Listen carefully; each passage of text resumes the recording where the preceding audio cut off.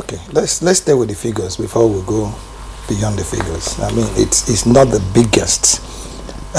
If you juxtapose it with the costs and exchange rates we had in the times past, you might be shocked that it might be one of the smallest. Okay, if you now start, exchanging that at the rates we used to. So I think it's also consequent on, the price of forex. Okay. Now, having said that, it's a good way to go. I see some very interesting moves by government to be able to address issues. I mean, the injection of 300 billion into the health sector to hedge probably the funding supports that we get externally. It's a very good move for me because I am not a proponent of aid. Okay, so it simply begins to start a process where we can start owning our own process. All right. But having said that, I also would have thought that in our development stride, especially with the government's commitment to food security and livestock development, and this is where me being a farmer would come in, I would have thought that a lot of focus should have been put in that area, especially vis-a-vis the allied infrastructure you need to be able to get, food security in place, and that will be energy. Having also said that, I'll close on the fact that now that we're getting more independent and we're looking inwards, I would have also wanted a situation where we would have looked at the steel sector. Now that the solid mineral sector was allocated $1 trillion, okay, because solid mineral sector is actually the back end of the steel sector. I would have said that yes, government is working towards privatizing our steel facilities, but there's a lot of work, that needs to be done for you to be able to, attract that kind of investments, especially knowing that steel is development and development is steel. I didn't see those areas, getting the kind of attention I thought they should get. All right. If you say the other areas that got priority, would you say that that's putting the right peg, or if you like, the right peg in the right holes, talking about education, healthcare, and then outside the 300 billion, which is for the health sector, the extra 400 billion, I mean, the budget was increased by about 700 billion. Would you say that that's necessary? Well, because we don't have the back end, we don't have the narratives, okay, we don't have the history to that increase. Well, what's important is that the people who increased are allowed by law to increase it. So that would be the argument. I don't argue what I'm not able to, interrogate. For me, 54 trillion for a country of 200 and something million people is very minuscule. It's very small. I mean, this would be a budget of a small mine, okay, or a medium-scale mine somewhere else. There are corporations who run this as their departmental budgets, because you're technically talking about 36 billion, dollars or something in that range. So when you're hearing trillion, that's what I'm saying to you, that if you drill it down, you find out that this is not a lot of money. I mean, 36 billion for a large corporation might just be money that are allocating to research alone. That's my point. So if we want to move from where it is, I mean, we should be aiming at trillions in dollars in our budgeting system, but we have to now look at those priority areas that can be able to unlock it. Why wouldn't we be like China? China today is talking about, creating artificial stones, creating artificial moons, creating all sorts of things. And why are they doing this? Because they are focusing on their steel sector. Look at every other country in the UAE that have oil like we do have oil. There was a deliberate action to exit, oil and move towards steel. Go and check it out. All of them have, are now in the trillion, economy scale because of their utilization of steel and allied outputs. So that's very key. We have a new economy now just because of creating it. I mean, the blue economy has generated, from what it is I read, billions and billions in dollars by just aggregating, imagine if you put a business aspect to that. Imagine if we have ability to be able to now create those things that can, facilitate the things that happen in our blue economy. Being able to build our ships and boats, being able to, replenish our waterways, being able to train the human capital, these things are areas I think that we should be focusing on. And then that brings me to the fact that I didn't see a lot in the way of research. Because whatever it is you do, R&D is critical and central. I didn't also see a lot of allocation to our research institute and centers. These are very key areas for me. Health is fine, but health depends on research. Well, now that we are here, I had asked earlier, what does this mean in practical terms for Nigeria? You've picked a lot of holes, in the process and maybe the final outcome. What does this mean in terms of everyday living for the Nigerian? Well, I think it means that there's a determination by government for us to start thinking right and working right, and that should be commended. That's what it means. It simply means that all of us, and nobody is going to be spoon-fed again, okay?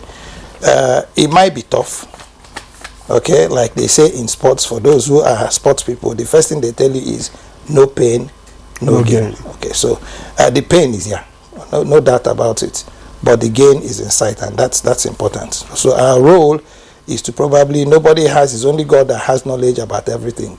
Why you bring in people on your shows is probably for us to be able to take it from angles that can be able to now get government to begin to look again.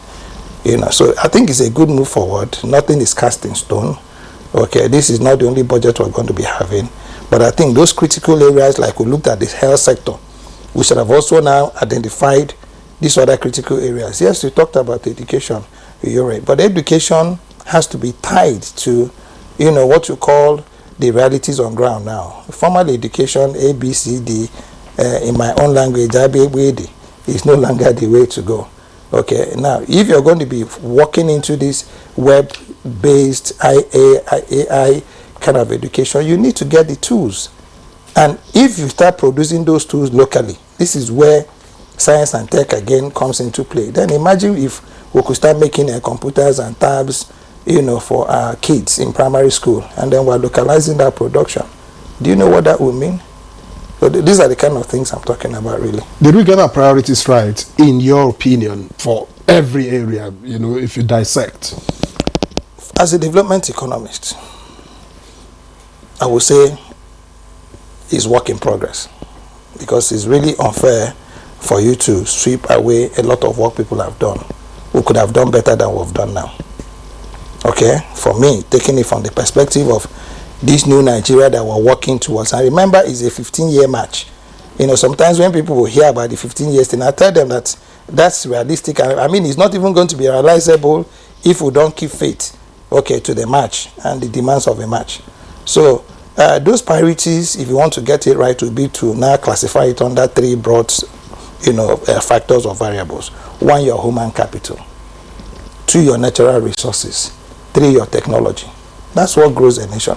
Now, if you're able to turn your human resources into human capital, okay, then you become competitive locally and internationally. If you're able to turn your natural resources, okay, into products that can be globally, competitive, you now start, chasing a position in the Committee of States and, the global markets. Now, the way to do this is technology and education. So if you're able to fix your education, all right, and then get people who are skilled, all right, and it becomes the basis of moving forward, then that's the way to go for me. All right, many thanks, Dr. Okengwa. But looking at the specifics of this budget, 54.9 trillion, 3.6 trillion is for statutory transfers, 14.3 trillion for debt service, 13 trillion for recurrent, so that's non-debt expenditure, while the sum of 23.9 trillion is for contribution, to the development fund for capital expenditure. Looking at how the 2024 budget, performed, do you see this, hitting its targets? Yeah, I do, but I also see that there must be synergies. Okay, if this is the federal budget and not the national budget, it's important you also, make that distinction. If you're talking about the national budget, then we won't be talking about, the 54.9 trillion. We'll be talking about 59.9 trillion, inclusive of a budget of the subnationals. Then you can now have a whole. Okay, but this is the budget of the national, okay, or federal government of Nigeria. Now, what happens to budgets is that usually there are financial plans that you couch in figures. So it is one thing to have a budget, is another thing to be able to fund the budget. All right, and it is the funding aspect of the budget that actually now determines if you're able to hit target. It is not the money, because this 54 trillion, like they also listed, is not in any vault, okay, waiting to, be packed and then given to people. So there has to also be, getting the money and then being able to, fund the projects. Now, the much vaunted January to December budget cycle seems to have been lost now, at least with this year. Does that have any implications? Well, for me, budgets are not supposed to be. This is why we had what you call the rolling plans way back. Okay, budgets are not supposed to be cast.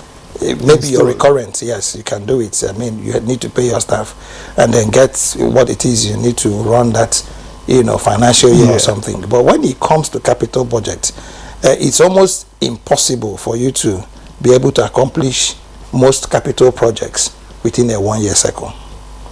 Okay, and some of the aspects of this budget will be seasonal, will be season based. Okay, because if you're looking at agriculture now, for instance, if you have not released any money, or if you're not going to be releasing money to agriculture now to go and do whatever that needs to be done, land preparation, land plowing, land clearing, seed acquisition, ABCD. If you release that money to them in September, there's no way you can expect them, to hit target by December, even if you give it to them by March, because the procurement process will now begin to also now take its own run. So what's important is that our budgeting system, for me, if I'm to advocate, we need to return to the rolling cycles, so that whatever is left is rolled over. And then you don't even need to roll over by going back to the National Assembly. You can just have, a 5-year program. Like you just have your MTEF, okay? Just roll it over for 5 years, and then you can now begin to, against your MIE, against your outputs and inputs, you can now begin to either add or retract or whatever. Okay. All right. As we begin to round up this conversation, for you as an economist, you understand these figures. You may likely understand, how government does what it does. But for the average person watching you at this point, hearing these figures is just, they've come again. It's another budget. I mean, what really needs to be done? How do we, bridge the gap such that the average Nigerian feels the impact, of this budget? I think the first thing to do is to know that the local government chairman is like the president in that local government and has responsibilities. That's the first thing to do. And to now begin to call out people. Okay, this is where transparency comes in. Just like you talk about the ESG, okay, the environmental sustainable governance programs that is being promoted anymore everywhere now for transparency. The second will be for an alignment, and this is very important, of the national and the subnational budgeting systems and programs, so that everybody now knows where he ties in where. Because for all of us now looking at these national budgets, and we're forgetting we come from states and local governments. So for the average person, what needs to be done is that there has to be information on what government is doing and how what government is doing at local government A, okay, ties to state A and ties to the federal government vis-a-vis that circle. So you will not start building economies, you will not start building belts, project belts, okay? That's the way to do it if it's going to be impactful. So that when that money is released to the Ministry of Agriculture, you know that another money similar has been released to the Ministry of Agriculture in the state. You know that something similar has been released to the federal local government in the state. Now, being part of that system is for you to now go to your local government chairman, if you can, and you should, to say, Oga, this thing that is happening in Abuja, is it not supposed to be happening in our place? And it's supposed to be, from what it is, I know that's happening. If that is done, then you can begin to now have proper citizen participation in the development, process of a country or a society. And of course, it's one thing to budget, it's another thing to implement it. Do you see this budget be, implemented 100%? Of course, begin, for instance, with funding. Yes, I see determination. I see determination. I see a determination for there to be a paradigm shift. No matter how much you want to look at it, I see the federal government determined to do things a little bit differently. And even if you look at the renaming of some of the MDAs that are operational now, you find out that there's actually a very determined effort for government to move from where we were before, okay, maybe blue and red line, to something a little bit artistic and innovative. As for full implementation, like I said earlier, it is going to be driven by the availability of funds. So where will they come from, the funds? Well, we're doing well in funds. I mean, some of us are struggling now. Some of us are now putting off, like in my own case, I'm not ashamed to say it, I turn off my NEPA by 9 o'clock or 8 o'clock and I go on inverter. If it juices out, so be it. Okay, I'm able to get lights up to the morning, so be it. So everybody, even at that, but you're still spending money. Okay, we're contributing. Taxes are being paid now. More people are beginning to get tax conscious, and it's going to, get a little bit tougher. So government is saying to us that they are doing a lot of savings from both subsidies of energy, because a lot of people do not realize that you have more subsidies in the energy sector than you even have in the oil and gas. So if we are getting all these savings from these subsidies, government, even if it's not awash with funds, should be able to get credit worthy to make up whatever it is that it's getting. So I don't think funding might be such a huge problem. I mean, look at solid minerals. I mean, an agency in solid minerals, the mining cadastre office, generating over $1 trillion.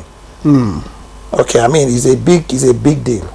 Okay. Yeah, all right. So what's celebrating? Many thanks, Dr. Emeka Okengwa. Many thanks for joining us for this conversation. Pleasure to be here. Development economist. So it's a pleasure to have you. So it's a pleasure to be here. It's a privilege. Thank you. All right. So that's our bit on Good Morning Nigeria this Friday. Many thanks for watching. Enjoy your weekend. By the way, it's Valentine's Day. I heard that Victor has plans. Well, I am Victor as well. No plans for Valentine, but happy Valentine's Day.